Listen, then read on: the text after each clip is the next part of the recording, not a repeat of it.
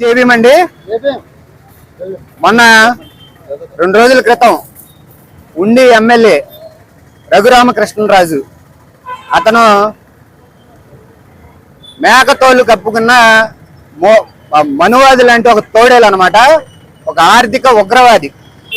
అతను ఒక గుడికి అడ్డంగా ఉందని సాకు చెప్పి డాక్టర్ బిఆర్ అంబేద్కర్ గారి ఫ్లెక్సీని అత్యంత హేయమైన చర్య, ఆయన ఫ్లెక్సీని అతి బలవంతంగా లాగడం, ఆ చుట్టుపక్కల ఉన్న ఒక పార్టీ జెండాలు పెట్టుకున్న ఒక 100 మంది కార్యకర్తలు అక్కడేదో అతను ఘనకార్యం చేస్తున్నట్టు విజిల్స్ చప్పెట్లు కొట్టి దాన్ని అభినందించటం.